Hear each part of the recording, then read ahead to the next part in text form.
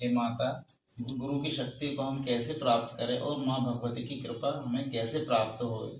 कृपया करके आप हमें बताएं कि गुरु की महिमा क्या है, गुरु हमें किस तरीके से ज्ञान देते हैं, किस तरीके से हमारा ज्ञान पार्जन करते हैं। आप ही हमें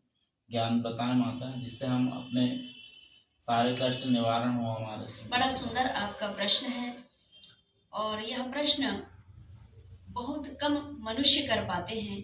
कि हमें गुरु की कृपा कैसे प्राप्त हो। आपको गुरु की कृपा तभी प्राप्त होती है जब आपकी गुरु दीक्षा हो जाती है। और गुरु दीक्षा प्राप्त कर लेने के बाद यानी गुरु मंत्र प्राप्त कर लेने के बाद में मनुष्य को सबसे पहले जो गुरु मंत्र मिला है उस मंत्र को कैसे सिद्ध करना है, गुरु मंत्र को सिद्ध करेंगे तभी आपको गुरु कृपा पूर्ण रूप से प्राप्त होती है। जब आप गुरु मंत्र को सिद्ध करते हैं, जो गुरु ने आपको स्वयं का मंत्र दिया होता है, गुरु मंत्र भी होता है, और वह गुरु मंत्र को प्राप्त कर लेने के बाद उसी मंत्र को कैसे सिद्ध करना है, जब वह मंत्र सिद्ध हो जाता है, गुरु मंत्र आपका सिद्ध होता है, तब जाकर के गुरु कृपा प्राप्त होती है। और जिस मनुष्य के जीवन में गुरु कृपा प्राप्त हो गई यानी गुरु प्रसन्न हो गए, आपकी भक्ति से, आपके तपस्या से, आपके जाप संख्या से, जब गुरु प्रबल हो जाते हैं, ग्रहों वाले गुरु भी और दीक्षा वाले गुरु भी, ये दोनों ग्रह एक एक भक्ति से प्राप्त हो जाते हैं। तो जिस दिन गुरु की कृपा हो जाती है उस दिन भवसागर पार होने से उस मनुष्य को कोई नहीं रोक सकता है। तो कुछ संत महापुरुषों ने भी कहा है कि जिस दिन गुरु की कृपा होगी भवसागर तर जाऊंगा, और रूठ गए गुरु जिस दिन मुझसे उस दिन तो मैं मर जाऊंगा। अगर गुरुदेव रूठ गए तो फिर ईश्वर की कृपा भी रूठ जाती है और फिर पुनः वो मनुष्य अज्ञान रूपी अंधकार में चला जाता है और फिर वही नरक की काल कोठरी में जैसे इस धरा पर भी जीवन जीते रहता है, जीते जी नरक को भोगता है। इसीलिए जब मनुष्य की गुरु दीक्षा होती है और गुरु दीक्षा में जो गुरु मंत्र प्राप्त होता है उसी मंत्र का कम से कम आपको